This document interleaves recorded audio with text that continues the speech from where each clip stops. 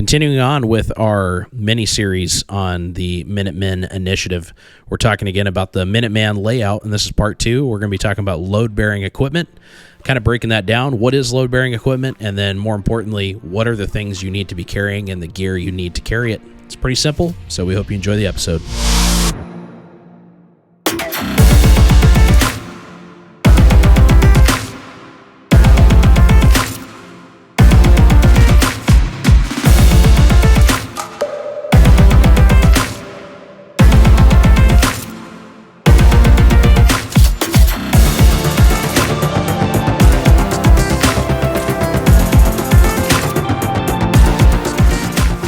So, Chinese and Russian naval ships spotted smashing around just off the coast of Alaska.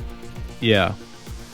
Which, I mean, not to downplay it, but obviously the Aleutian chains go pretty far out there. But yeah, this is off of Kiska, which is down there. I think Attu is the farthest point on the Aleutian chain. Yep. And for those unfamiliar with Alaska, the Aleutian chain is basically this long kind of curving chain of islands that branches off of Alaska, and it's huge. I think a lot of people it stretches way out. People see Alaska on a map and they're like, oh, okay, but the state of Alaska will stretch the entire width of and I think even beyond of the United States when you include both the Panhandle and the Aleutian chain.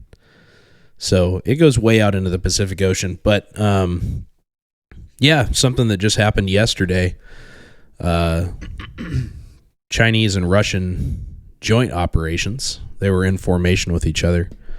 There's about what they were saying. There's like 4 of each. Yeah, 4 Russian, 4 Chinese. There's like a destroyer, I think, Russian destroyer, and I don't know. Correct me if I'm wrong. I don't have that. Yeah. Let's see. I'm looking at it now. It says, I think it was 4 total, maybe. Was it 4 total? 2 and 2. Oh, okay.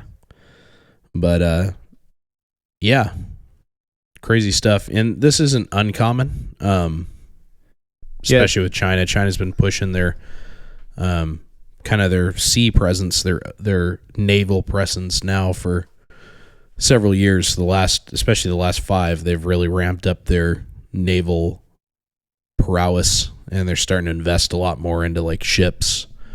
They said September of 2021 was the last time they seen Chinese naval ships nearing Alaska waters. Yeah.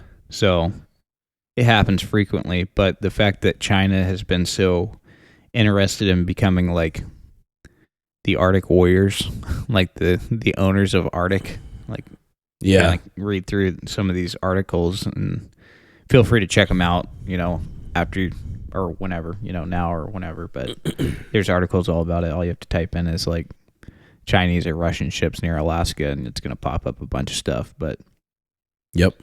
But it is interesting that obviously we've always known that they work together, Russia and China. But it's pretty interesting that they're doing joint operations for sure. Like, yeah, something to pay attention to. I think that's one of the scary realities of the world we live in now, is that there's a lot of sketchy stuff going on. I mean, there's a lot of big kind of world superpowers that are picking sides and doing their own thing. And I think a lot of people, especially here in America, believe that we're safe behind the strongest military that's ever existed, but it's still good to keep an eye on like what's going on, because China is very capable and Russia is very like capable mentally. Yeah. To just do whatever they want. Like they don't. I think China is definitely more reserved, but they also have more technology. Mm-hmm. Where Russia doesn't have as much technology, but they're not reserved. Like they just, especially with Putin in power, like I don't. And honestly, even after Putin, it may be worse. Who knows? Yeah. So it's like, I don't know. Yeah, got to pay attention to it. It's important to pay attention to world events. Obviously, not to go down a huge rabbit hole here like we normally do, but, paying attention to what's going on in your local community is incredibly important. But trying to keep an eye on what's going on in the world around us, I think, is important as well, especially from that kind of Minuteman perspective. Because you want to have as much intelligence as you can, and you want to be informed. So Yeah. but yeah, I think it's also important not to blow things out of proportion. I remember there was that, a few months back, there was that Russian like lawyer or an attorney or whatever, lawmaker that said that, made the comment about the lease of Alaska to the U.S. is almost up or something like that. Yeah. And everyone took that way crazy. Yeah, there's a bunch of people here that, we know people here that were like trying to spread kind of fear mongering. Like they were spreading like, you better get your gear and get ready because Russia's about to come take Alaska back. And it's like, all right, calm down. Yeah. But still, you got to keep your ear to the ground. Pay attention and I think to just stuff. being aware, like in general, like you said, local and political stuff, as well as like just world stuff as well. Local and then national and then world as well. But some of it's hard to keep track of. So, I mean, that's why another good reason that you have multiple people that you train with and work with and have good relations with, because it's easier to keep track of things if you're sharing information amongst each other, so. Yeah. Yeah. So what are we talking about today? Well, we're going to be getting into part 2 of our modern day Minuteman layout. We talked about the multi-purpose rifle last time, which is kind of the modern day musket, and kind of goes, I think, fluidly on to the next topic, which is load bearing equipment, or LBE. Yeah. I think it's a really important thing to understand. It's something that is incredibly popular today. This is like one of the big things people are buying, like chest rigs and packs, and a lot of emphasis on the jungle kit right now. You're gonna say junk. What? A lot of junk. Oh, some of it is junk. Junk in that trunk. Yeah. Dude. But yeah, this is kind of the hot take right now, or kind of the hotness right now. That's what everybody wants to buy, and all the social media influencers are all huge on, all the different chest rigs you can buy and stuff. But we're not going to get too hung up on, different brands and what you should buy, but more about what you need to be thinking about in order to buy, or if you already have a kit, how you actually setting it up. Yeah. Kind of the importance behind it. Yeah, more about the the application. Understand the application so you know what to buy.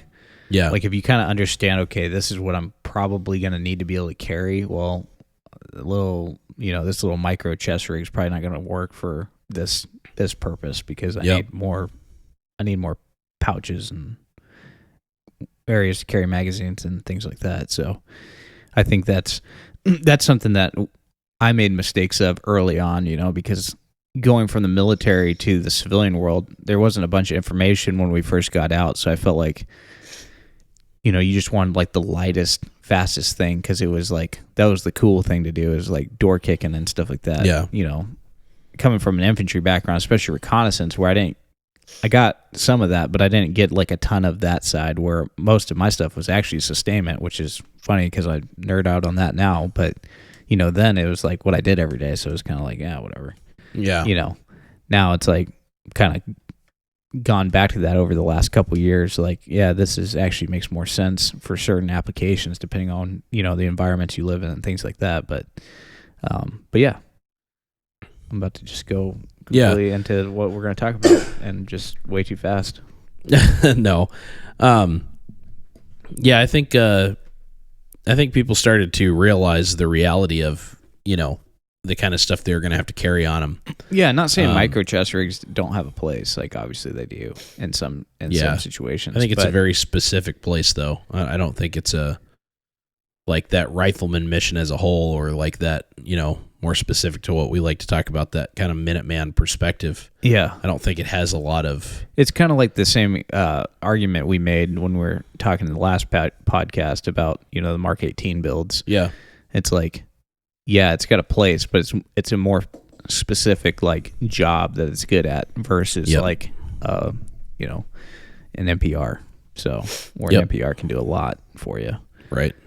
But Yeah. And kind of on that same vein, I mean, talking about how the LBE applies to that kind of Minuteman application, being ready at a moment's notice was something we talk about a lot, and having everything prepared in advance. This is all really, this whole layout series is a kind of a logistical lesson. It's like, these are the things you need to have kind of prepared, categorized, organized, and that's all logistics. Yeah, and honestly, like I see a lot of guys too, from all sorts of gear in this industry, whether it's your rifle or your chest rigs or your plate carriers or whatever, your belt systems.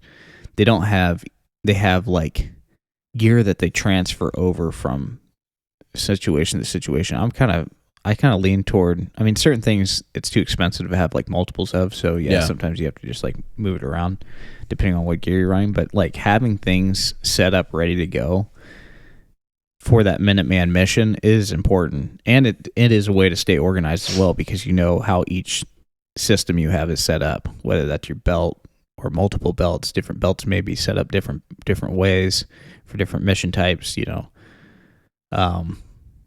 so I think that's kind of a good way to have it. Otherwise, your gear is just scattered about, and if you actually do need to deploy it with some quickness, you're gonna have to like try to gather things like last minute. So I feel like it's kind of a good way to like keep things ready to go, but also keep things organized.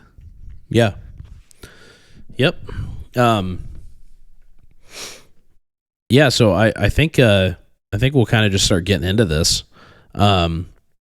Something that I usually kind of like to, these conversations come up a lot. We talk about it with a lot of people in the shop. We have people constantly coming in and being like, what kind of chest rigs do you run? What kind of packs do you use? That's like a common topic, and for good reason. I mean, it's tough. There's so much out there, and there's so much good out there. There's so much bad out there. And you've got so many different perspectives. Like, you've got people all like across the full spectrum. You've got like ex-military guys. You've got, civilian guys who have just been able to buy and test a ton of gear on their own. You've got, foreign military guys. You've got law enforcement. You've got all these different perspectives of people that are giving their opinion. And, and then, I mean, we fall into that as well. Like, we're people giving ultimately our opinion. But what I think one of the most important questions is that to ask yourself about all this is, what do you actually need to carry? I think a lot of people do this in reverse order, instead of like looking at, okay, what are the things I want to carry on me every day, or have ready to go at a moment's notice? What are those things? Instead of asking that question and then fitting a rig, whatever it is, to kind of fill that need and carry what you need it to do, or carry what you need it to carry, they instead buy like some cool rig that they want and then try to fill all the pockets. And I think that's a poor way to look at this. Yeah, I think having, and part of that I think is sometimes it's lessons learned by actually going out and doing the thing. So you can, I think, set yourself up for success if you research things properly prior, so you don't end up spending a bunch of money on stuff. Yeah. And honestly, like, reselling is pretty easy as long as you don't like destroy gear, which, I mean, that happens. So that is what it is. Ultimately, it's still a learning lesson for you, so it might have been worth the purchase regardless. But yeah, I've definitely, like I said earlier on, I've definitely come fault to that. Like, I bought something that I was like, man, that's pretty cool. And then you start loading it out and you're like, man, I can't carry nearly the things that I wish I could carry on this. Yeah. Because I bought it prior to thinking, okay, what size pockets are on this whole, like, actually researching the gear or looking up reviews or whatever it may be. So yeah, doing your homework prior is going to save you a lot of money and also set you up for success, because you don't want to be the guy that just bought something, you spent a bunch of money on it, so you're like, well, I feel like I have to use it now because I spent a bunch of money on it. Yeah. So you're just trying to make it work. Well, and also it's like, what do you actually need? Because a lot of people, what their loadout ends up being is what they see other people do, and they think, well, if it works for them, it'll work for me. Yeah. And there's definitely bleed over. Like a lot of that can be true, but more often than not, you have to look at your environment, like what you're trying to do, what kind of readiness you want to have, and more importantly, like what does your group or your community around you have, and what are you guys doing? Like, what's your plan? Because you might not need, I don't know. I can't think of anything off the top of my head, but you might not need, this specific type of gear, or you might not, if you're living in an area where you've got like it's a bunch of like urban city streets and grids and stuff, and you've got really easy landmarks, you might not need a ton of like rural navigation gear. Like there's a lot of different things like that you living in some areas you do need it, and then living in others you don't. And then you've got whole like different use cases. Are you setting up for more like humanitarian effort, or like search and rescue, or like right now in Florida there's a hurricane coming through? Is your team going to be set up to help the community in that way? Or are you going to be set up for kind of that humanitarian, like more search and rescue kind of style of thing, where you're going in, you're helping people that might have been forced out of their home, or their home's been destroyed, or just helping the community? It's like, if you're set up in that way, are you going to need 8 magazines for an AR? I think being prepared for multiple situations, obviously from the modern Minuteman perspective, is good. So yeah, that's where like having different gear loadouts, like I was talking about earlier, having different setups like preloaded, ready to go for different kind of situations, I guess. Yeah, and obviously that's a big investment. It costs a lot to do that. Yeah, so you got to prioritize, I guess. Yeah, if you don't have the money right away. And I think having that more traditional sense Minuteman loadout is important. So we'll talk about today things that we think you should carry. Again, this is our opinion, and it's very based around like where we live. So you got to take that for what it's worth. But I think first, let's get into like different types of load-bearing equipment. There's a lot out there. Obviously, we'll start with chest rigs. You've got a lot of different kinds of chest rigs. You've got placards. So if you're not familiar with the Velocity Systems Swift Clips kind of design, it's now pretty much used universally across the industry, especially for plate carriers. And I guess we'll kind of cover this right out the gate. Can plate carriers be load-bearing equipment? They absolutely can. And I think that's where you're going to see a lot of placard use. And placards are basically like panels that are kind of set up different ways. You can have custom ones that like kind of Velcro together, and you can set them up. You can have literally like a MOLLE panel that you MOLLE pouches to. Then you have some that are sewn together, like Velocity Systems placards are generally sewn together. They're all like configured into a pre-designed kind of setup. And they basically just click on to your carrier system and then Velcro to it. So that's a super common system that you see used across kind of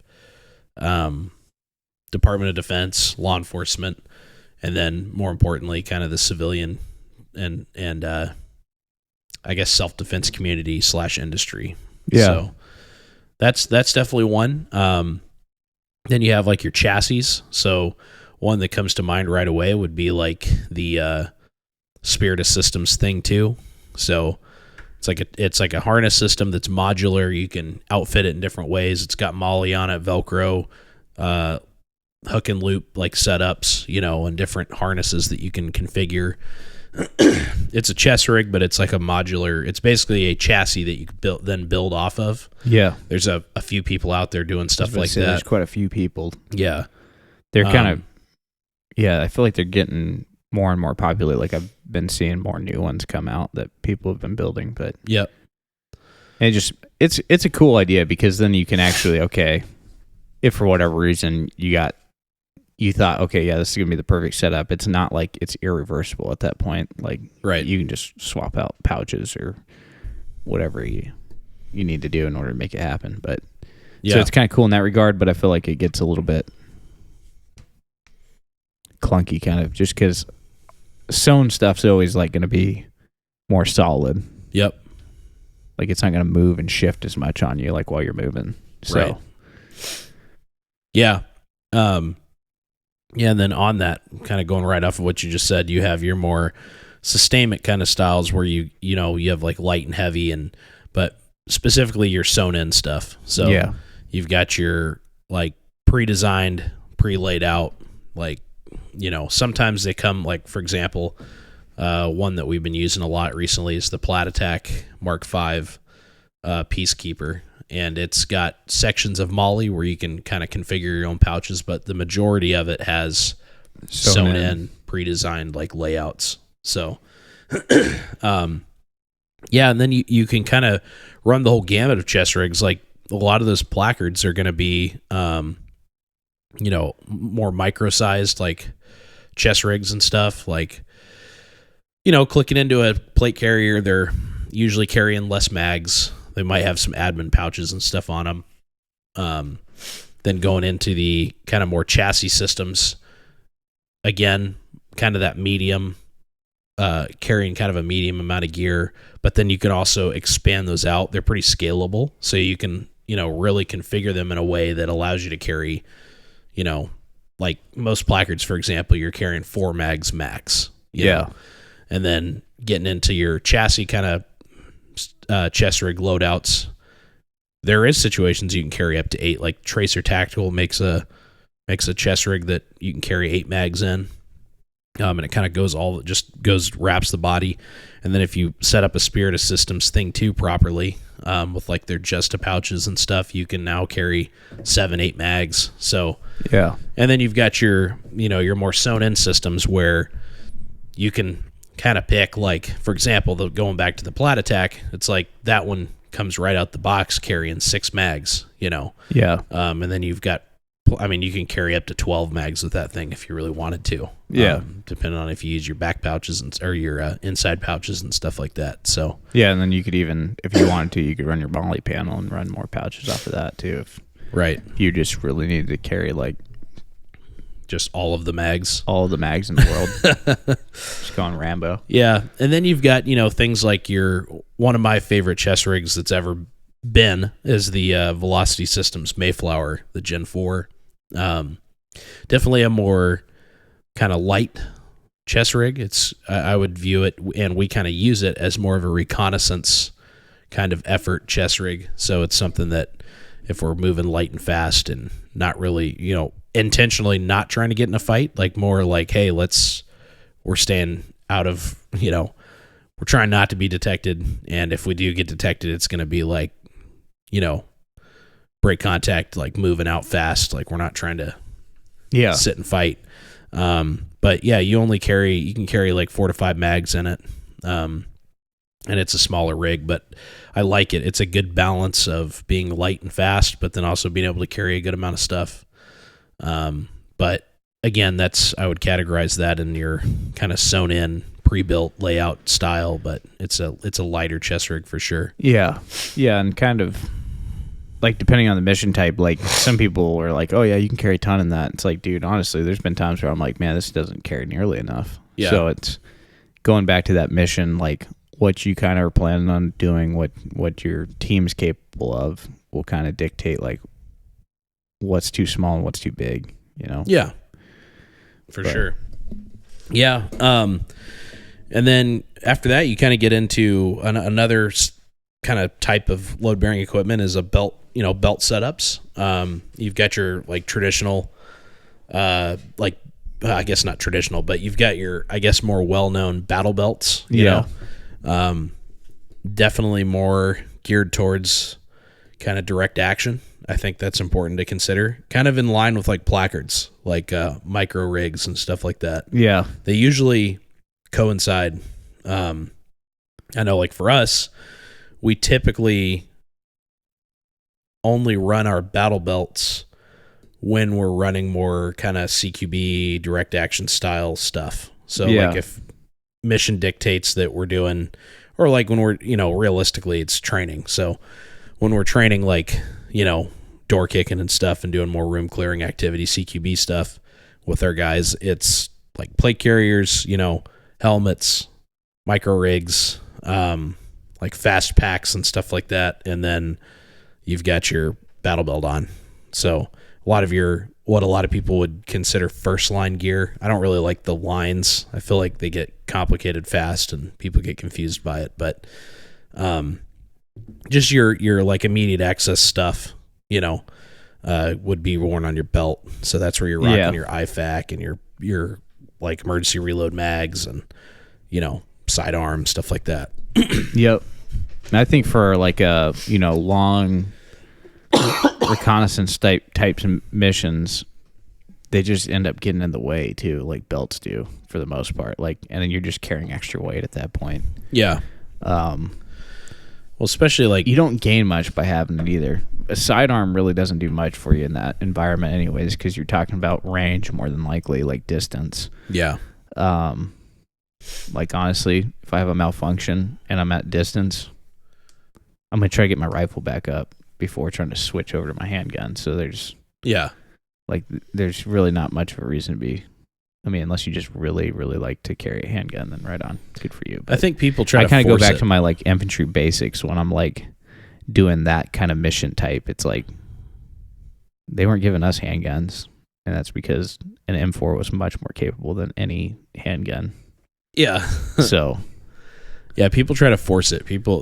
I've definitely seen it where it's like, well, I got to figure out where to put my handgun. It's like, you don't need to carry a handgun. Like, if you're trying to figure out where to put it and you're like trying to fit it in, then you don't need to carry it because there's like other stuff you've decided to carry.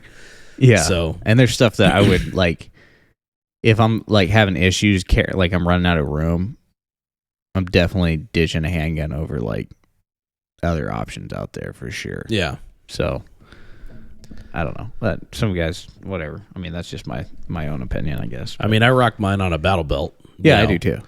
Like doing more, again, direct action CQB stuff. It's a tool. It's one of the tools on that tool belt. It's not like, I don't know. I think this is a rabbit hole, but I think like, the whole transition thing where you're like, I'm transitioning to a handgun and like doing this and that. It's like, I think a lot of that, there's a time and a place for a lot of that stuff. And I'm not saying don't work on it because you should know how to do it. Like malfunctions, for example, that's a time to do it. But reloading your primary should be nearly as fast. Like you should be training enough to be able to do that with incredible speed. And it should be as fast, if not faster, when you actually tie in acquisition and all that stuff. And also, realistically, you're including effectiveness because you're going from a like high velocity, like far more lethal cartridge transitioning down to a lower velocity, less lethal. Well, not less lethal, but you know what I mean? It's not going to be as lethal as a rifle. Especially if you're... Yeah, I mean that's a rabbit hole. So anyways, I think a lot of that is perpetuated from like video games in Hollywood of like transition to your sidearm, and stuff like that. When in reality, it's like I don't know. There's a time and a place for handguns on the battlefield when it comes to like doing direct action stuff or like patrols and reconnaissance. Yeah. That kind of Minuteman focus to being like ready. I think the handgun, from that whole like big picture, is definitely more at home in that EDC, like your everyday carry thing. Like you carry a gun every day. Yep, you should. Absolutely. That's awesome. That gun's probably not an AR because that's not a practical thing to carry. You can't conceal it very well. It's harder to go everywhere with you. That's where the handgun's at home, is in situations where you're going covert and stuff like that, in my opinion. Now, obviously in a belt, there's a time and a place for it. I think that direct action kind of CQB minded or vehicle CQB or whatever setup belt is a good place to have it. Obviously, if you're law enforcement, that's a whole other bag of worms, but kind of sticking into belts, you've got your like Alice style belts, like the old military Alice clip belts.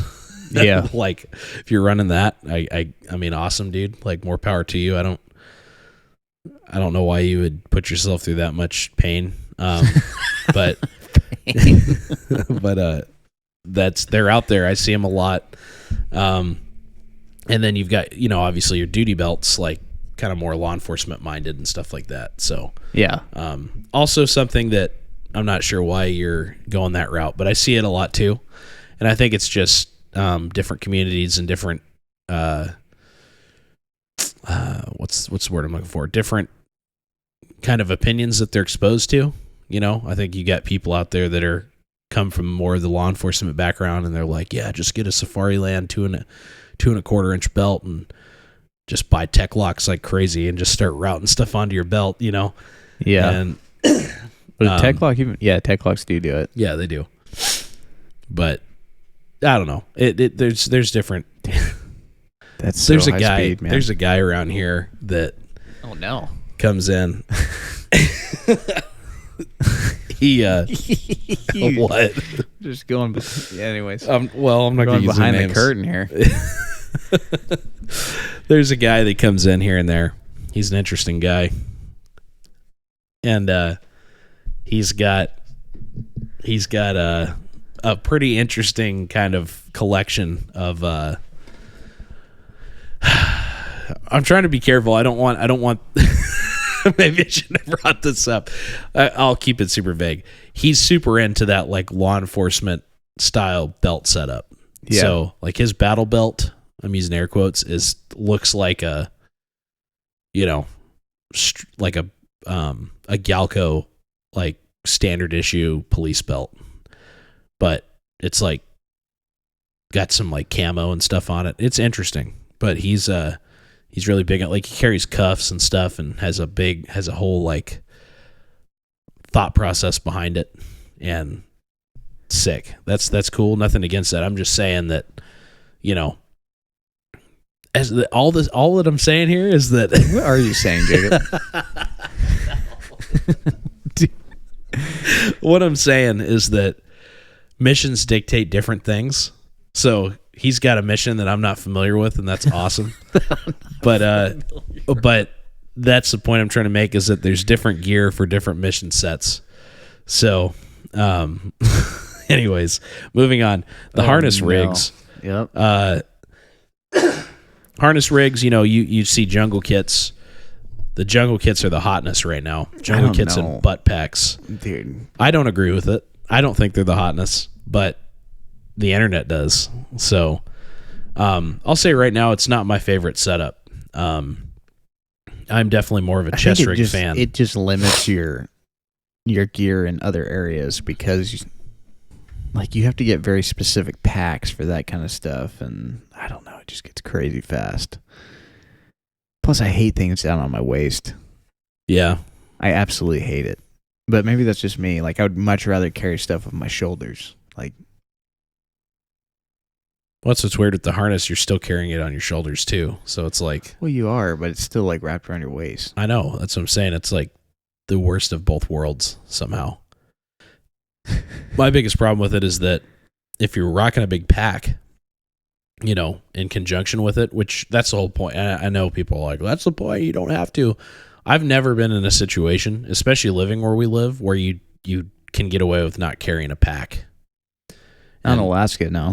And again, I guess that's why they consider them jungle kits a lot of times, because it's for like hot weather where you carry light gear. You carry don't a have mosquito layers. net. That's it. Yeah. I've got my mosquito net. I'm good. I got water in my mosquito net. Yeah. Good to go. But oh man. Yeah. No, they definitely, especially when you start messing around in the snow, you're going to have a lot of fun wearing a harness setup. And by fun, I mean, you're going to look awesome too. You're going to be stupid. Because if you got snowshoes on in a jungle kit, dude, I'm loving every minute of it. I just want to see it. I don't want to ever be there. I don't want to be with it. I just want to witness it. I just want to witness it. Yeah. So, yeah, harness rigs, jungle kit style, butt packs. Then you got your like hybrids. Like Cry Precision makes like that hybrid system. It's kind of a mixture of the both. It's like a chest, back. It's just utilizing. It's utilizing your entire core.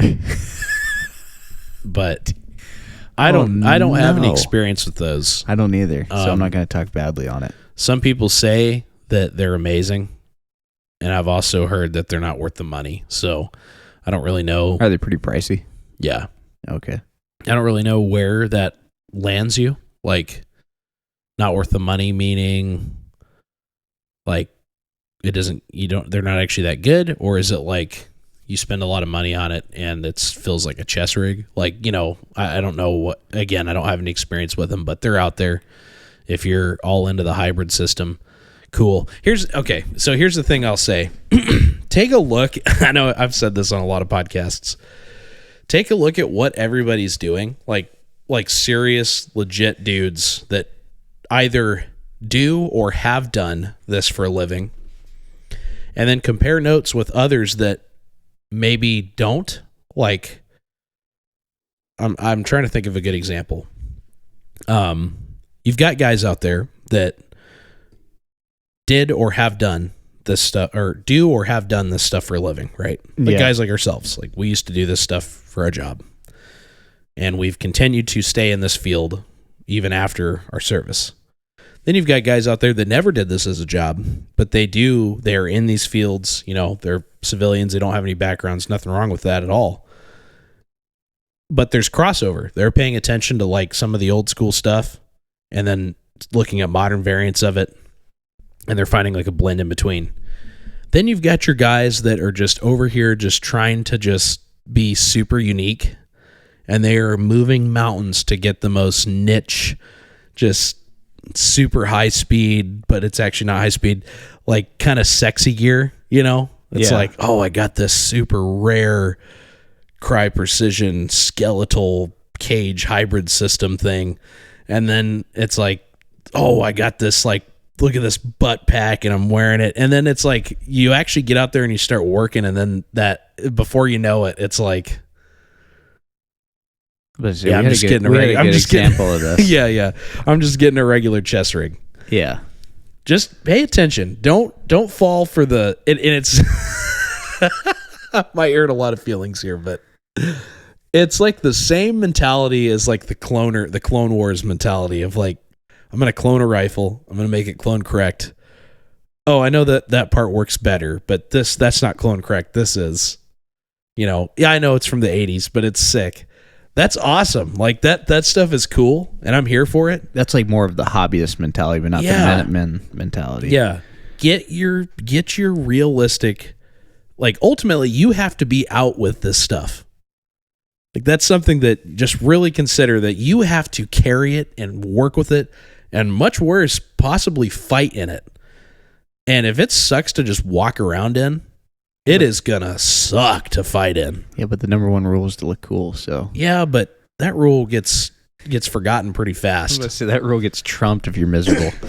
Yeah, it does. Yeah, I have seen people revert to looking stupid just to be comfortable.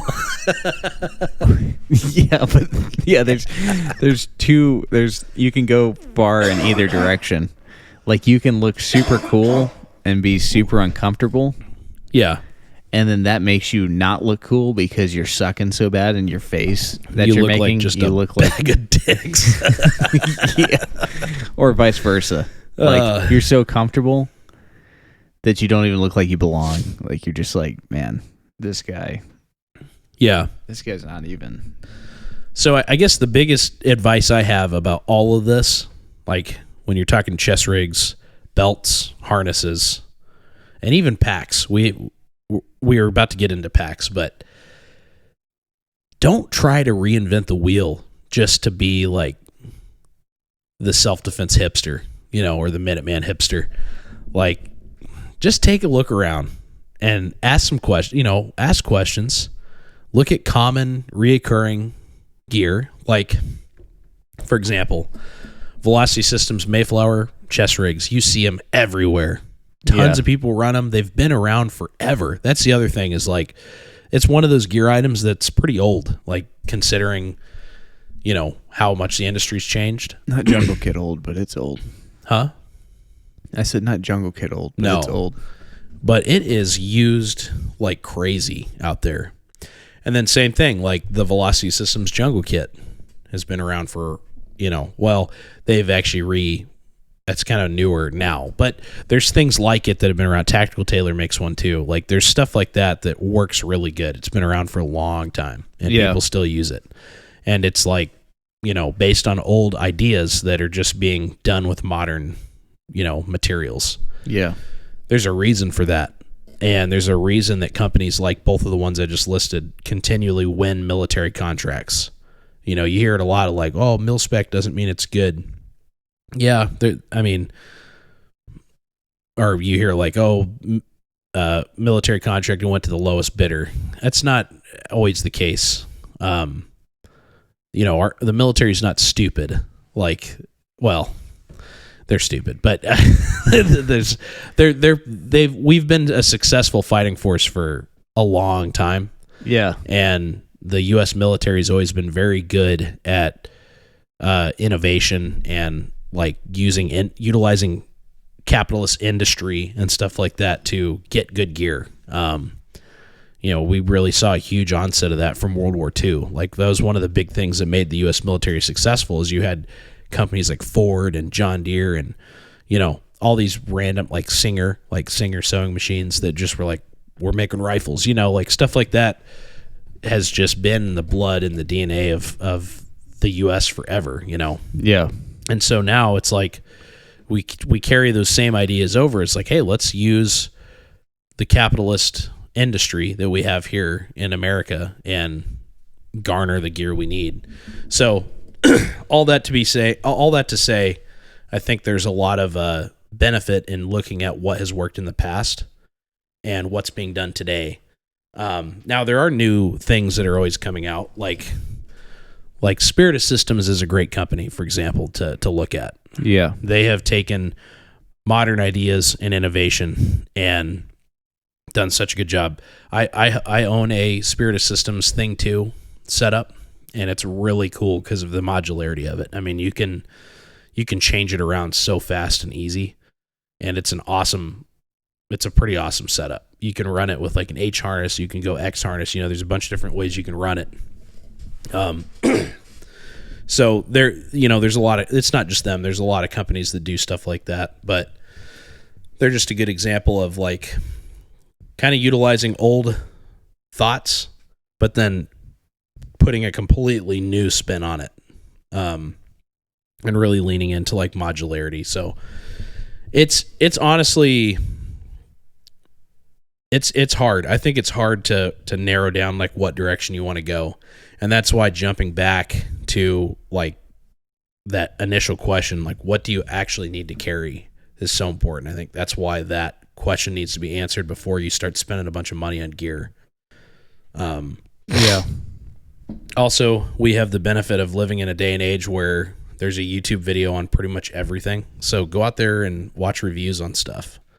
And avoid videos that are like, oh yeah, like this pouch is really well made. Like that stuff's important, but you need to try to find like videos that talk about how does this actually work.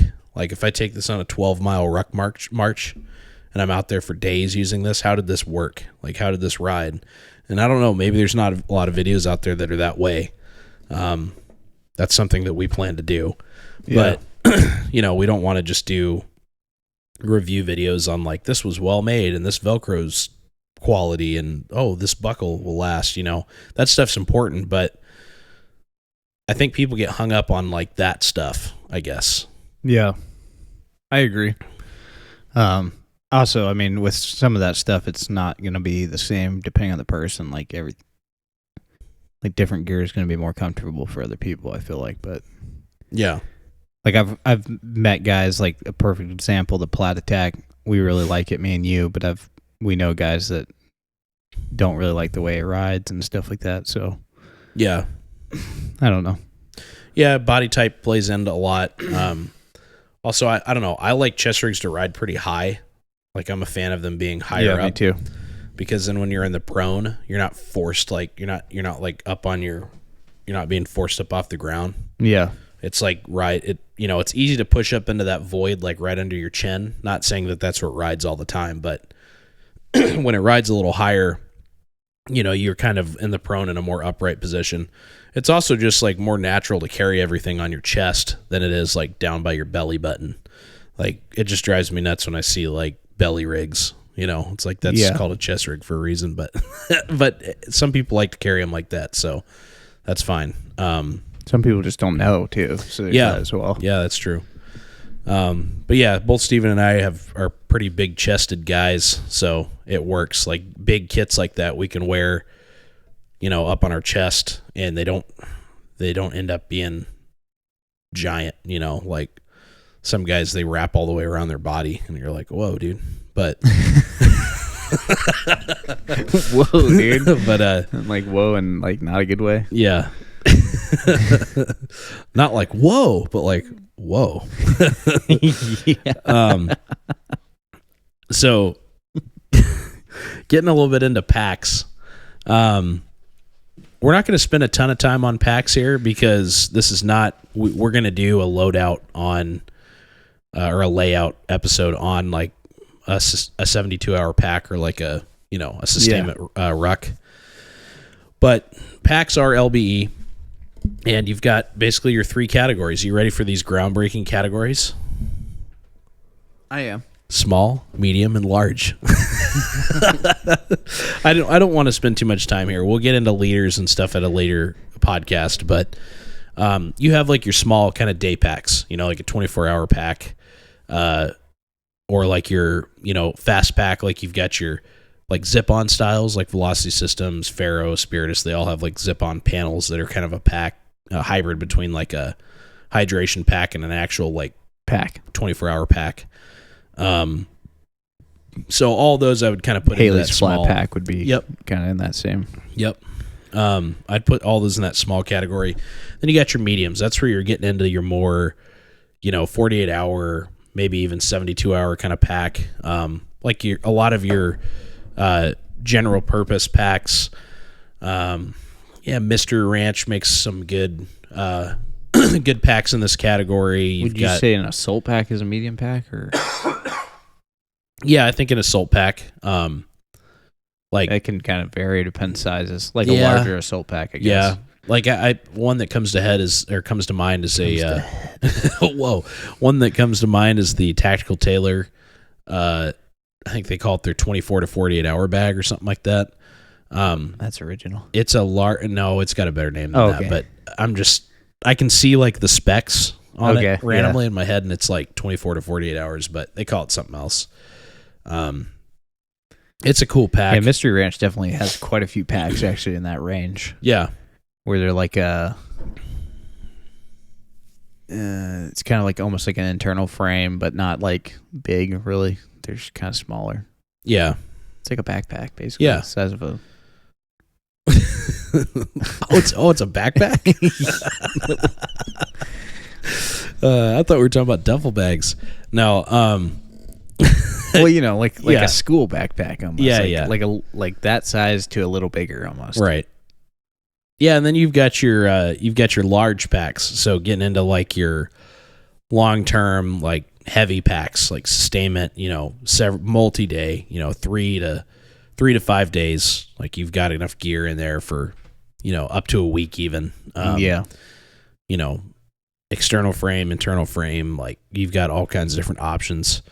Tons of companies out there. I mean, you when you start getting into that realm, you can really start to look at like the hunting industry, and there's a lot of good offerings there. And then even just if you want to stay super tactical, you've got like, again, Mr. Ranch, Tactical Tailor, Kafaru. There's tons. And then you've got even your old school stuff like the old Alice packs. You can just hit up the Army surplus store and get an old Molly ruck. Yeah. The old squeaky ruck. There's a lot of options here, but that's all part of load bearing equipment, and that's, I think, in general should be all of your support stuff should be kind of in that. So things that you don't need necessarily right away, things you don't need quickly, but things that are going to support your kind of extended effort. So, sustainment. Again, we'll get into a whole episode on kind of what like you should have in your specialty pack. gear and things like that. Yeah. So, Your sleeping stuff, your shelter, like all those things are things that are going to support your effort out there wherever you're at, extended effort. So, yeah. So with that all being said, those are kind of different types of load-bearing equipment, just to kind of break it all down. It's pretty simple. I mean, it's equipment that carries stuff, Now, what should you actually carry? Now, this is kind of the meat and potatoes, and this is kind of going back to that original question. What do you actually need to carry? Now we're saying, what should you carry? Again, very mission specific. I want to lead with that. We've said it 1,000 times, but this is where METTC is really going to come into play. But I think there's a general kind of outline that we like to stick to for your LBE. And more specifically, this is going to be based around kind of that Minuteman focus, like something goes down, things are bad, you throw this on. In our case, it is our chest rigs. We run chest rigs, but it could cross into whatever. And I think that's the important thing is whatever you choose to carry, it should at least be able to carry these things we're about to list. Yeah, I would agree. So should we just dive right in? The fighting loadout? Get it. Yep. Yeah, so fighting loadout and weapon support. So magazines obviously is going to be pretty important. Yeah, and you need to have a lot of mags. I think that whole, again, from that Minuteman perspective, like if you're trying to be ready at a moment's notice to deal with something, deal with like a situation that's going on, and defend your community, defend your loved ones and those in your community, you gotta have some teeth, Yep. 3 mags isn't going to cut it. No. You can go through 3 mags so fast. Very quickly. I mean, that's only, if you're running 30-round mags, that's only 90 rounds. Yeah. A standard infantryman loadout is 210 rounds, which is 7 magazines. That is a standard minimum. Minimum is important to say there. Yeah. It's a standard loadout. When I was in Afghanistan, I had 10 magazines on me all the time. So on my rig, and then I had extra mags in my ruck. Or my pack. I usually had 4 or 5 extra ones in there. And then when we were mounted, when we had trucks, it's like we had boxes of magazines, loaded mags ready to go. And that's just for our M4s. That's not even including, our belt-fed stuff, which we had thousands of rounds, belted up for those. So, I think 7 is a great place to start.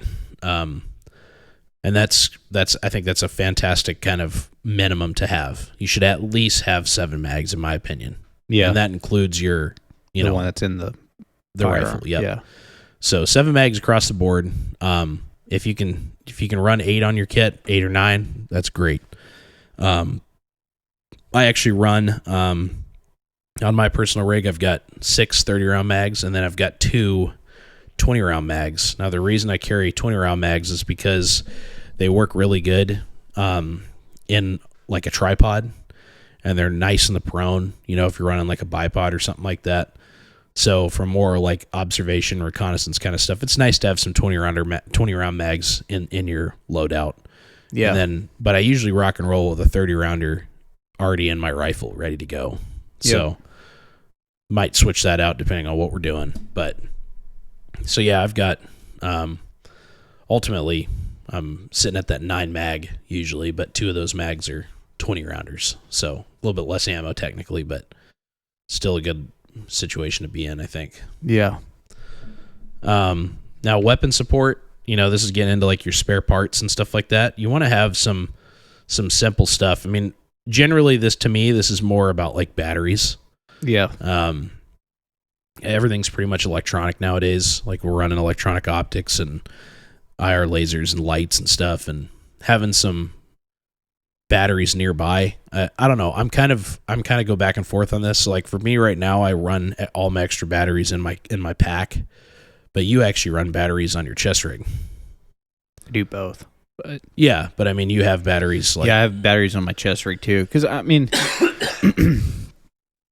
from my personal experience, there's times where you, like, let's say you're doing leaders recon and you want to be moving pretty quick and quiet. You leave your, we always did it, and it's kind of SOP, but this is just a good example. Like, we'd leave our rucks usually with the patrol base, and you push your leader's reconnaissance out. Just because then you're not having to roll with like a big 72-hour pack on your back and try to be like moving out and doing your leader's recon. And you only have what you have in your chest rig at that point. So having things that you can run your equipment off of is going to be important, because I don't want to be the guy that has to go all the way back to my ruck because something's not working that I need to work. Yeah. Whether that's night vision, thermals, whatever it may be. So, right. Yeah. So that's kind of, it's just dependent on what you run into. It's life experience too, like the more you go out and train, the more you realize like, I don't really want to have that happen to me again. So I'm just going to make sure I keep it in a place that I know will always be on me. Yeah. Where if you don't really have the issue, and then it's like, well, I didn't really ever run into that problem. Yeah. Yeah, the other thing, too, that kind of in that same vein, as far as spare parts go for your weapon support, would just be like having a full bolt carrier group. Yeah. Most malfunctions that I've seen in like kind of real world stuff have been very easily dealt with just by like immediate action, Yeah. doing malfunction clearances. But there are times that you might have what they consider a catastrophic malfunction. So something that you have a malfunction that's so severe that no amount of immediate action is going to get your gun back in the fight. And from my experience, in most cases, that is related to the bolt carrier group in some way. So you might have had a bolt lug shear. You could have a cam issue, where it's not cycling right. A gas key, your gas key could have broke. There's things like that. And pulling that BCG out and putting a new BCG in is such a fast fix, and it gets your gun back up. Yeah. It's almost, I would say it's like the same thought process in a weird way as carrying a sidearm. And that sounds weird at first, but what I mean by that is I've had this, going back to that whole sidearm rant we went on, I've had a lot of people like, man, I just at least want to have a sidearm in my ruck. Which I'm not really against that, but again, that's just a lot of weight, and it's kind of a random thing to have smashing around in your ruck. But I think there's a time and place for that as well. But I've had a lot of guys get in conversations with like, I just at least want that in my rucksack, because if I'm down to like no weapon, like my weapon just fails, I'll have nothing. And it's like, yeah, there's some thought there, but there's a like that's worth considering. But it would be incredibly rare for your weapon to be so out of the fight that a BCG swap doesn't fix it. Most of your malfunctions are magazine related, or like dirty gun. Those are both easily mitigated. Either change your mag out or, get some lube in your gun. Yeah. So having like lube in your pack and stuff would be important. But as far as like your major mechanical failure, like catastrophic malfunction stuff, a BCG is normally going to fix it. So you could have some crazy crap happen. I mean, stuff happens, but you can't be prepared for everything. But I think having a full bolt carrier group would be important. And it's something you can keep in your chest rig pretty easily. So, yep. So getting into kind of moving on from that, sustainment and hydration. Pretty simple. Have food and water. Water should absolutely be on your load-bearing equipment and readily accessible. You need to be constantly drinking water. Yeah. Whether you're a Camelback guy, I don't like Camelbacks really that much. I'm not a big fan of like hydration bladders. It's without fail, your water just turns into tasting like plastic, and then it just gets all weird, and I don't know. I'm just not a fan. I will run them if I need to, but I like having Nalgene's and like more canteen style. Yeah. So I actually run a Nalgene on my kit, but and then I have like follow-on water in my pack and stuff like that. But yeah, that's a great way to do it. And then I actually have a little bit of water purification in my rig as well. So I think it's important to be able to go purify water and get fresh water without having to like take all your gear off. Yeah. Being able to go kneel down by a stream.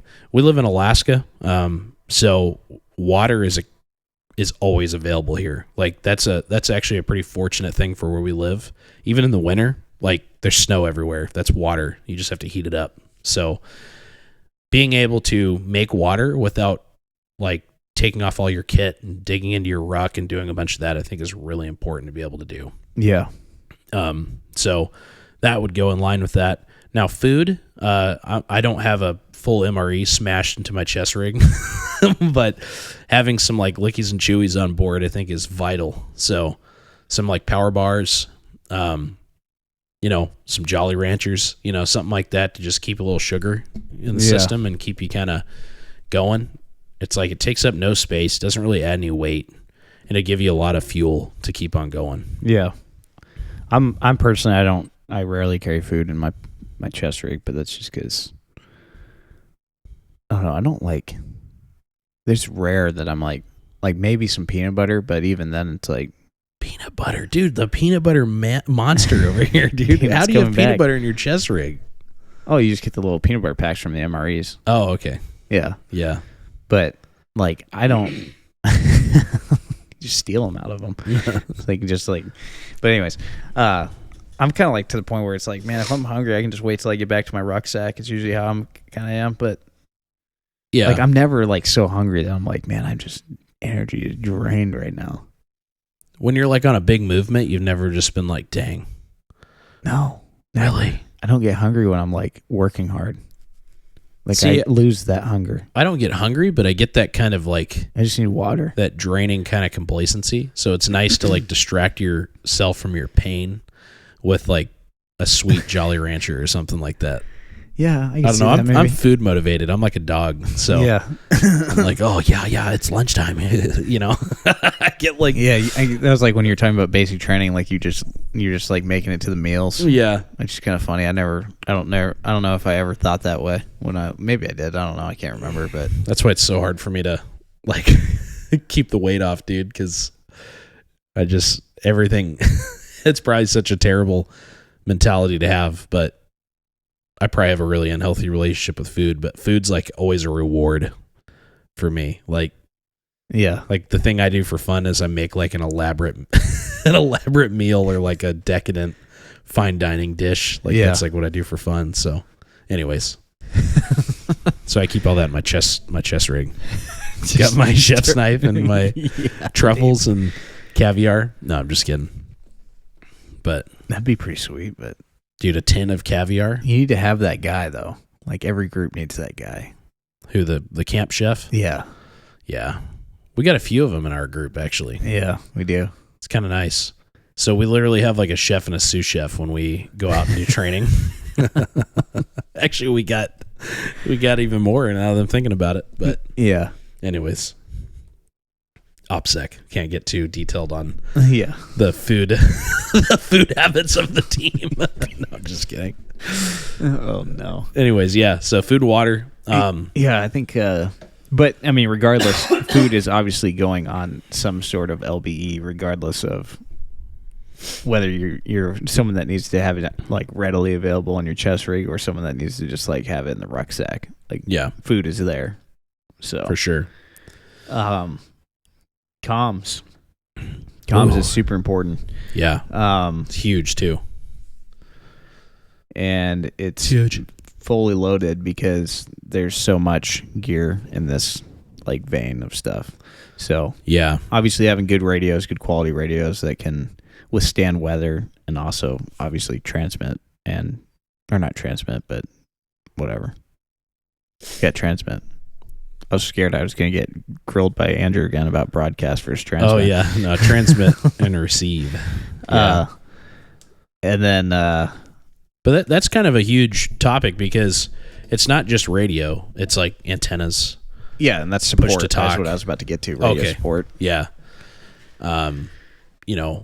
PTTs, like you just invested, headsets. You just invested in like relocator cables so you can like run your radio and not have to worry about it and keep, it doesn't interfere with your. Yeah. Which is so nice because I can't tell you how frustrating it is having to like work on the main screen of your radio and then like having your whip, Antenna. like your antenna all like it's You gotta pull it all so out. cumbersome. Yeah, especially if you got like a long whip or whatever. Yeah, because then it's like you gotta pull it out, and it's like I don't know. It's just a pain. it's like fighting an octopus, dude, on your chest. You're just Yeah. like you got all these cables and Yeah, the antenna relocator is gonna be kind of a change of the game. I just recently got that, so that's gonna make things nice for me. Mm-hmm. But Yep. yeah, and obviously it gets into a whole bunch of stuff though. Obviously you got your push to talk, your antennas. There's a bunch of different types of antennas. There's obviously like your long whips that like fold out, and then you got your standard antenna that's just like a like a cable or whatever. You can run coax antennas, which that's like more for like makeshift. Yeah. And then you got the antennas that like route along gear as well, which is pretty cool. Yep. Everything's kind of got a purpose. So Yeah. kind of depends on what you're trying to do. But think a lot about where you're going to have your radio, what side of the body it's going to be on. Is the chest rig you're looking at going to work right out of the box for carrying your radio how you want it to be carried? Or are you going to have to supplement and add pouches? You know? Or if you're going like full modular route, getting the right kind of pouch that's... Honestly, I would even go as far as to say like radio-specific pouches could be helpful. Yeah. Yeah, because know. they kind of set up for radios. You know, they'll have the usually like the shot cord, the two shot cords that run over with the little Velcro tabs, so you can kind of adjust the tightness depending on what kind of radio you're running. Yep. Keep it kind of from getting bumped and moving around. So, Mm-hmm. Going back to Spiritus, they make like that. I think it's like the Mark II or something like that is their radio pouch that hooks into like all their. I don't know if it hooks into the thing or if it just hooks into like pretty much all their gear, but You talking about the one that's got the Velcro or the hook and loop field on it? yeah, so like it like sandwiches in. Yeah, it goes off to the side. Yeah, I think they call it like the Wingman or something. Yeah. Is that what it is? The Wingman? I don't know. See, Faro Concepts makes one too that I get them both confused with each other. But the thing too has radio pouches built into the chassis, Okay. which is cool. So, but it rides in the same position. It's like inside the rig, so facing the body. But I was about to say, if you're going to supplement a pouch, then obviously you can figure out, okay, what side am I going to run this on? And you just get the appropriate pouch for wherever you're putting it. That being said, mistakes are made sometimes when you're supplementing pouches. Some things just don't fit on certain different rigs depending on what you're doing. So some of that stuff's just going to get learned as you buy it. Like, not everything's going to work. There's a bunch of stuff that I've bought and I've either tried to resell or I've just been like, whatever. And I just throw it into a box of random stuff that maybe I can use later. Yep. So, absolutely. Yeah. And it's going to happen and it's fine. Like I have so many random pouches that are just in a bin because I'm like, this is going to be sick. And then you get it and you're like, oh, it doesn't work. Yeah. Didn't do what I thought. But again, going back to what Steven said earlier, like just pay attention to your homework. Actually measure stuff. Like that's something that I didn't do until recently. Actually measure things on my kit. Like take a tape measure what I want to put in a pouch, and then like look at the dimensions. Like, oh yeah, this 100% is going to fit in there. You know, that little stuff. Instead of just looking at pictures, you know. Yeah, I mean, that like stuff can help. I think it's going to work. Yeah. But so moving on from the other thing I wanted to say about communication. This sounds like common sense, but a lot of people don't think about it. It's pretty smart to keep your radios opposite from your weapon side. You don't want to shoulder your rifle into your antenna. It's going to be cumbersome and in the way, and it's going to be a mess. So generally you want to run your antenna and all of your radio stuff on your support side rather than your firing side. So something to think about. A lot of people make that. I've seen that mistake made often. Like people buy their kit and then you're like, wait, are you right-handed? Yeah. I'm like, you're going to rock and roll your antenna on your right side, coming up your right shoulder. Yeah, and that's where antenna relocators come into hand. Like even if that's like, I've thought about actually weirdly running my radio on my left side. It's something I may play around with. in the future. Not really too worried about it because I can run it on the right side as well. I have pouches that will work either way on my current chest rig that I'm running. So, but I mean, there's always stuff out there that you can get to make it so it's going to work, which is what's nice about this industry is there's just so much crap. But then also on that side, it's like you're spending more money in order to make that work. So maybe just plan on running on the side that's going to, regardless, your antenna should be on your opposite side because you don't want to be trying to shoulder a rifle and like dealing with a weird, like you not setting it into your pocket properly. And same with you, any kind of push to talks. If you're running camelbacks and bladders, if you're not running that on that side either, like if you run it up over your top of your shoulder, like super, like basic training, private status. Yeah. Just so ready, dude. Dude, I hated that when I was in because just a random tangent really quick. We had to be all uniform and I'm left-handed. I'm a left-handed shooter. Oh, yeah. So they required me to keep my camelback over my left shoulder. Yeah, they did. It pissed me off. So I ended up actually qualling right-handed because of that. Because I was struggling. They're like, man, why can't you shoot? I'm like, well, because my camelback's on my left side. Like, I'm having to try to pocket. Like, I'm having to put my stock in some weird location that I'm not used to. And you should just pop that thing off your shoulder. No, dude. I shot right-handed just to prove a point. Oh. And I was a qualified expert, and they're like, what'd you do different? I'm like, I shot wrong-handed. Like, I shot the hand that I'm not supposed to shoot with just because you guys won't let me change my camelback over. They're like, are you sure you're not supposed to be right-handed? I'm like, I'm positive I'm not supposed to be right-handed. Like, I've been shooting left-handed my entire life. Yeah. I can just shoot right-handed as well. Yeah. You're pretty ambidextrous. Well, moving on to the next thing that is a absolute that you should carry is medical gear. IFAKs, individual first aid kits. Gotta have an individual first aid kit.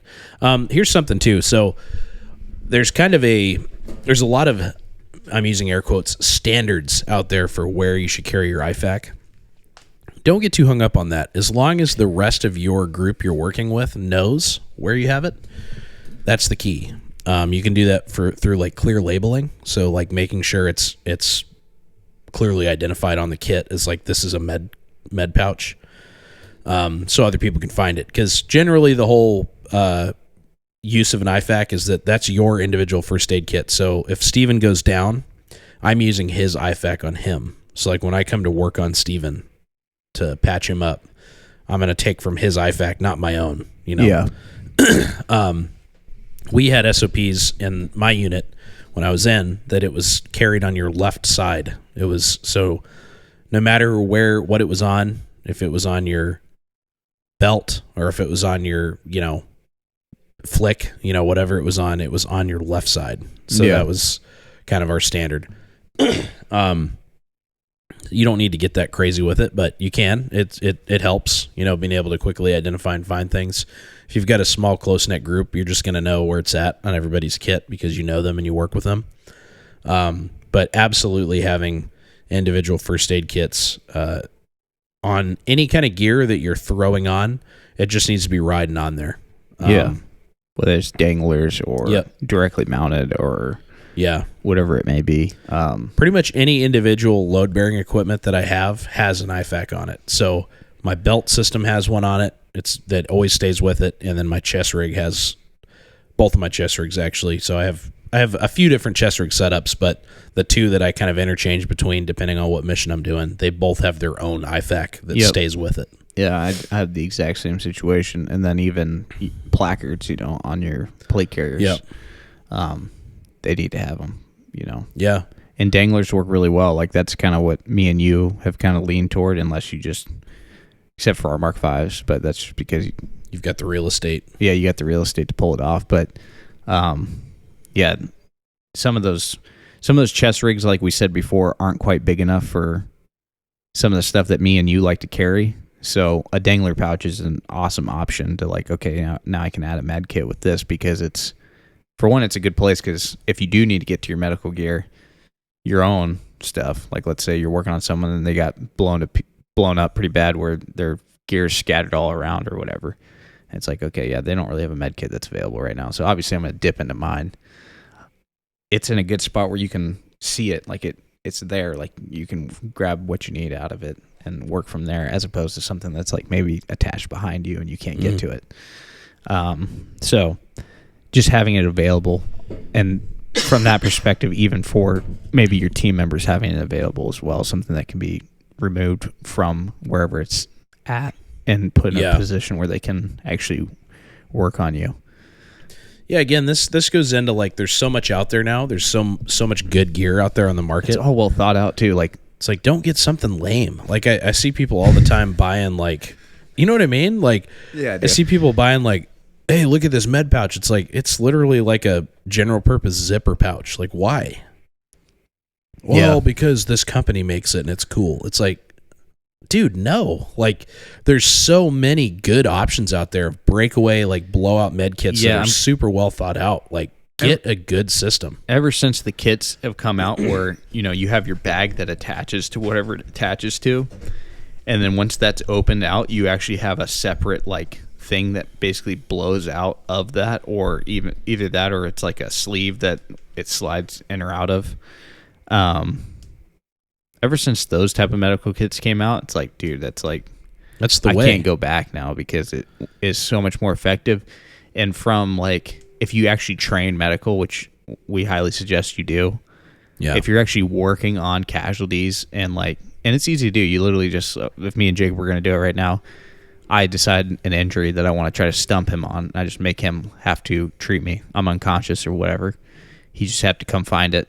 And you can either use like a marker or something and write something, or like how they did even in JRTC, they have a card saying what injury it is, and you can just do it that way, or you can do it in bigger group settings. Or it's really easy, honestly, to train medical just on the fly. And then obviously taking classes and things like that, if they have scenario training in it, it gives you lots of repetition on working on different stuff. So and it makes you learn your gear as well, because you're like, man, I want to think about that because that kind of sucked, or that worked really good. So I'm going to implement that. Yeah, for sure. Yeah. And then, the other thing for medical gear is having like any of your like immediate life-saving devices, like tourniquets, for example, having them extremely accessible and having lots of them, like tourniquets, man. Like we always talk about it, but in the military, as infantrymen, we were told to at least carry as many tourniquets as you have limbs. So that's 4. A minimum of 4. Yeah. 5 if you like. No, I'm just kidding. Anyways, no, but yeah. So, have 4. I don't remember where I was going with that, but yeah, you should always have 4. And that's those may not like I just said. Those may not be something that it's for you. The medical kit equipment that you're carrying is for you. And at least in like kind of how we kind of practice. But it also can be used on others as well. So the more you have, the better off. So you always want to have at least 4 for you. So maybe having 5 or 6 might not be a bad idea. Like if you got some in the kit as well, or kit meaning like your pack or whatever. Mm-hmm. Yeah.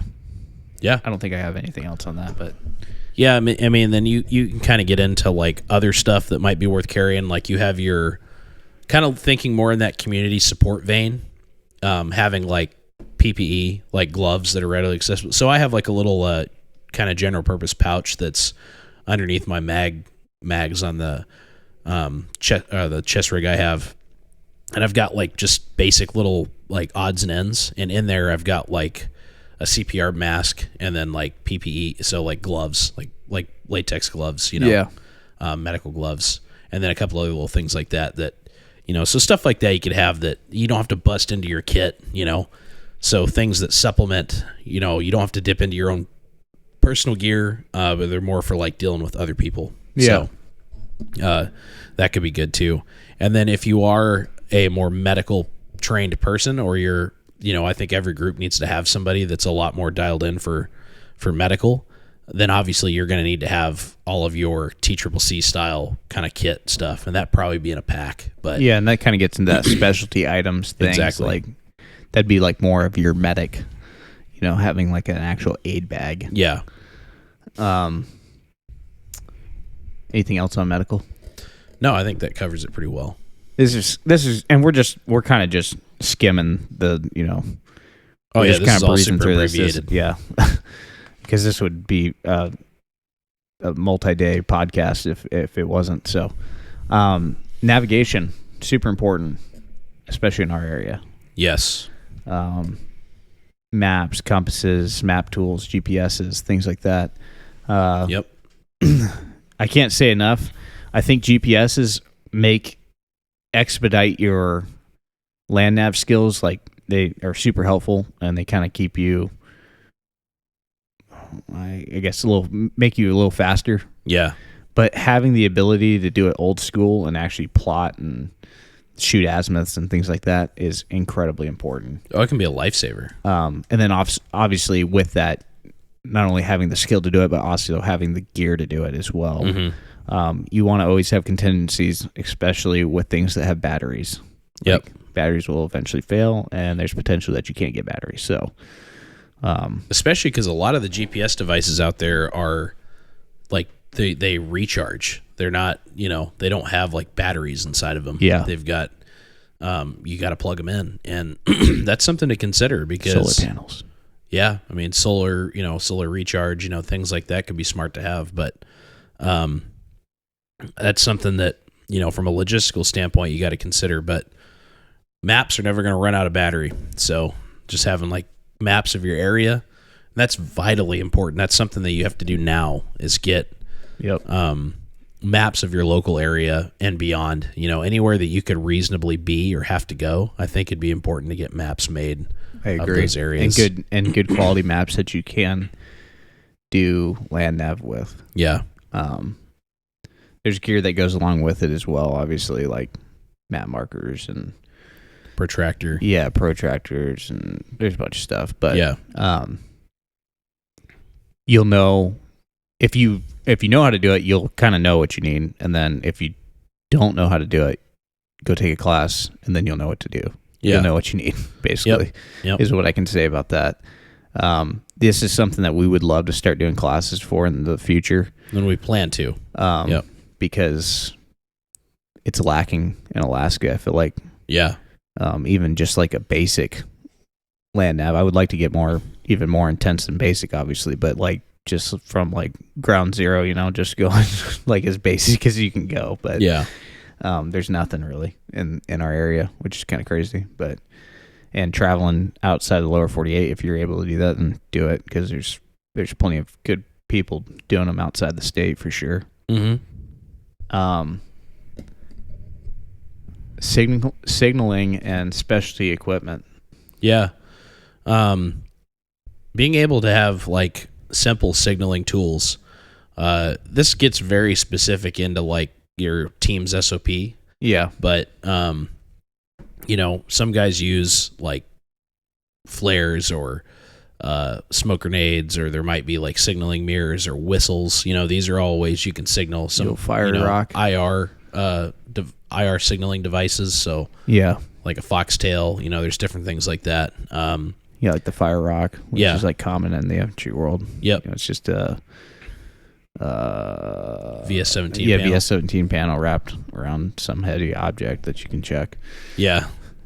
We would make like, literally we'd take the cardboard boxes from MREs and basically make like a giant paper football, like a triangle.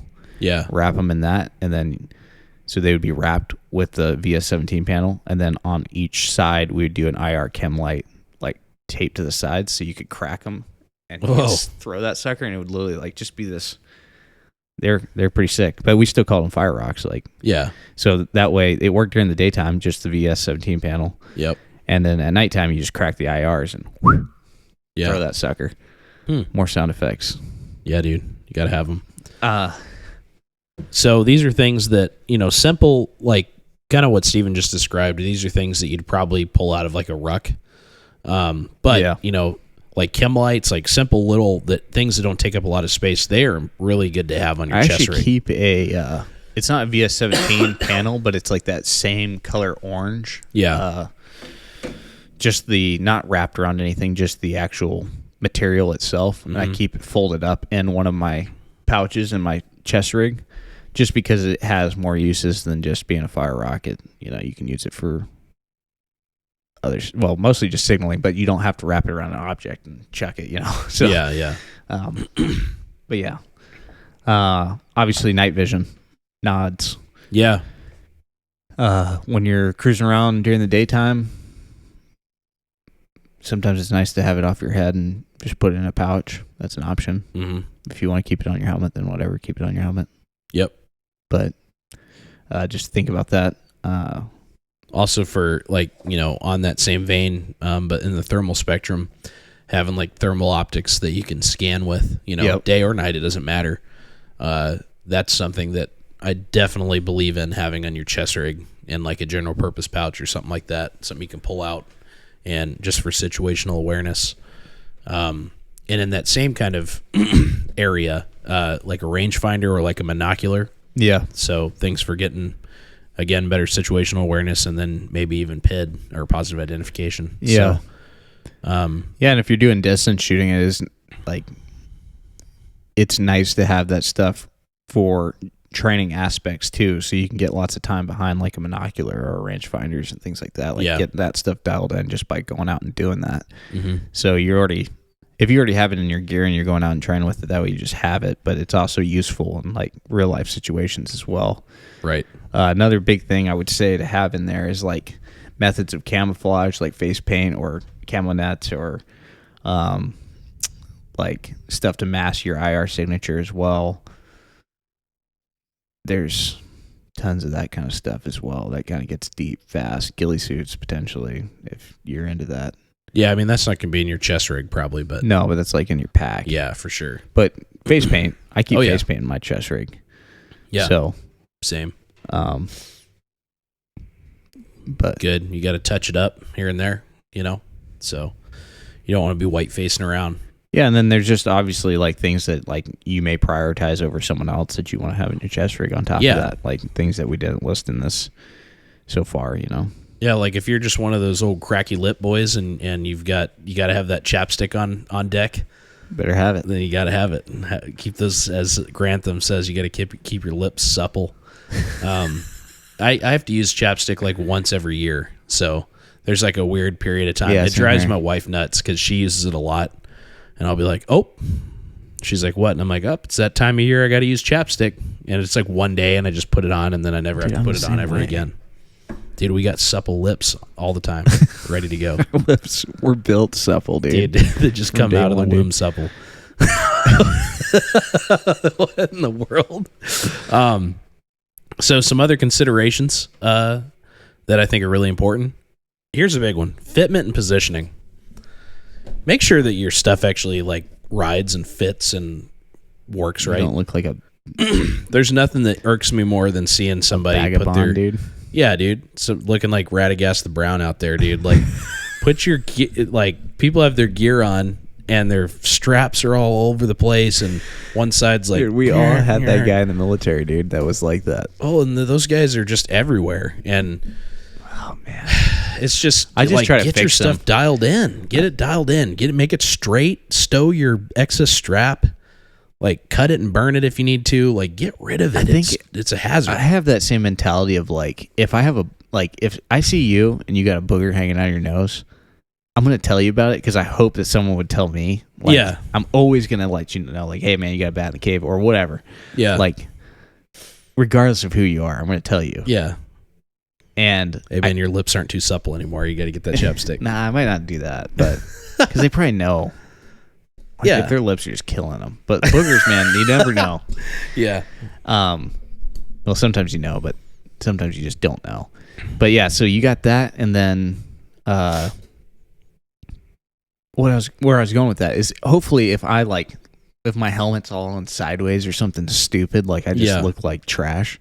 Someone's gonna be like, yo, dude, let me square you away. Or like my chest rig's all jacked up. Like they're gonna come up and be like, yo, let me snug this up a little bit because you're all lopsided. Yeah. So I'm gonna do that same thing for other people that I'm like just looking like a bag of smashed biscuits, dude. Yeah, dude. No one wants to look like that. Nobody does. Nobody. Not even a bag of biscuits. Because then, you know, like when you go to like post it up on social media later and You're like, why didn't anyone fix me, man? Like, I just look like, no, I'm just kidding. No one cares about social media. But yeah. So, but more important, the most important reason I'm saying this is I promise you, it's gonna kill you. Like if your stuff's on all cattywampus and stupid, yeah, you're gonna it's gonna feel get it. hung up. You're gonna have like, yeah, oh, you're gonna get caught on stuff hung up, but then also like you're gonna have hot spots all over your body. Like one shoulder's just gonna be like, while the other shoulder's like, yeah, I got no weight on me. Like, yeah, get your stuff dialed in. And the best way to do that is to go out and train. Like you got to go out and work it and practice with it and actually use it. Like, man, I know we harp on it, but you cannot just buy stuff and like, I'm ready now, and sit it in a box and never use it. Like you got to go out and use it and actually understand, like, is this going to work, or do I need to get something else? So yeah, because it's better to figure that out now than later. Yeah, for sure. Because you can actually get something new now. You may not be able to later. So another consideration is modularity. We've kind of touched on this quite a bit. I've referenced the Spirit System thing too a couple times. Do you want to have just like one rig to rule them all, or do you want to, like you just have like one setup that you are always kind of reconfiguring for the mission?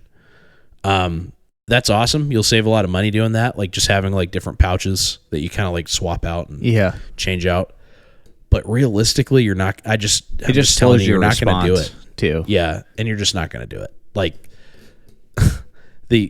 so many people like go that direction, and then before you know it, it's like you're out there with some random setup because you didn't have time, or you just didn't put the effort into like actually changing stuff around. Yeah. So having separate, more mission specific rigs can be better. Yeah, especially if you're like me, I'm like, man, I'm like super organized. I'm kind of anal with my organization, where I don't want like all my chest rigs. Like I have like kind of like you, I have two kind of main chest rigs that I run. I actually have more than that, but they're both pretty much set up. Like they both have pretty much what I want to have in those chest rigs. If I have like a search and rescue pack or something that I have in case I have to go like try to find someone out in the woods or something, I kind of have like that dedicated to that as well. Like I'm not going to use that pack for other things. I'm just going to keep it ready to go. I'm going to keep it in my garage or whatever. Yeah. I'm just like that. Like it's easier because I know exactly where that equipment is now. If for whatever reason I needed to come get some piece of equipment, like, oh man, I really need this, whatever. Yeah. I can come, I know exactly where it's at, and I'm going to put it right back to that because it's like, I just want to keep everything. I don't know. I hate losing stuff. Like I hate being disheveled, but that's just my personality, I guess. Yeah. No, I mean, so I guess do what works for you ultimately. Yeah. But again, like it goes back to that initial question, like what do you actually need to carry? So that question is best answered by what's your mission? You can go a step farther back and be like, what am I doing? Yeah. If you just like, I just want to be ready, kind of big picture here, I'm ready to like throw down if I need to. Well, then, having a kind of a more sustainment style chest rig, like a heavier duty chest rig to fit all that stuff we kind of just talked about might be your go-to. Yeah. But yeah, if you want to be prepared for a wide array of situations to help your community at a moment's notice, then it's going to require different kit. Yeah. You can only go so far with the modularity, I guess. So another thing too is kind of in that same vein a little bit. Load bearing equipment on over plate carriers, like over armor, or should you have armor setups that are loaded out on their own? Now I think this, like you're saying, you're asking, should you have armor like that has MOLLE on it? That's like the pouches are directly mounted to the armor itself. Yeah, or swift clip placards, like having it set up where everything's a little more integrated into your plate carrier. Well, I think that's kind of the benefit of doing the velocity system. What swift clips? Yep, is that you can still have placards pre-built, but then you also, if you needed to, could remove that placard and then just run your entire chest rig over it if you needed to for whatever reason. Yeah. It's kind of my theory behind it. Yeah. I feel like going with the Swift clips. Like personally, I would rather just run placards over running a whole rig over it because it's hard to get out of armor. Yeah. Like if you're on fire or something and you gotta get your plates off you, it's harder to get out of that armor if you got a full chest rig like an FLC or like a, you know, like a something that's got straps running around your back. It's harder to get out of it because you're like, you got to fight that off of you before you can even, like, I just feel like it's not great, but yeah, I would rather just run the Swift Clips placard system for that because you can get out of it pretty quick. Right. So, yeah. I think, you know, again, like, as far as being ready at a moment's notice, it definitely is going to be faster to have like a slick carrier and then just your same chest rig that you use for everything. So like if you're like, man, there's a high chance I could end up in a gunfight, then you definitely want to have body armor on. yeah. So throwing on that plate rig and then throwing on that chest rig over top of it is a pretty good answer for that. It's pretty versatile. Is it going to be as comfortable? No. Like you'll be way more comfortable if you've got like a separate setup. And I think that's kind of why. Yeah, and that's why you just have, if you can afford to have multiple setups, then just have multiple setups. Yeah. Kind of like what I was saying. Like if you got the ability to have multiple placards set up as well for individual missions with body armor, then have that on top of it all. Yeah. So it's kind of like, because you can still do a lot with placards, because a lot of people are like, well, they're small and they got to be able to fit in front of a plate carrier. It's like, well, that's why you get your cummerbund straps that have MOLLE on them, so you can put pouches hooked into those, and then you can get radio pouches and things like that all hooked in. Maybe extra mags, things to basically mount into your, you know, your side compartments on the plate carrier. So for sure. I think that's a good option. That's how I like to do it, at least. Yeah, I agree. I'm the same way. And then kind of the last consideration is camouflage and uniformity. Steven talked a little bit already about some camouflage stuff briefly, but I think more specifically, this is more about uniformity. If you have a team of guys, try to coordinate and get the same colors. And it might sound kind of silly, but it's important. It's important for like positive identification, and also just keeping things uniform is a valuable thing.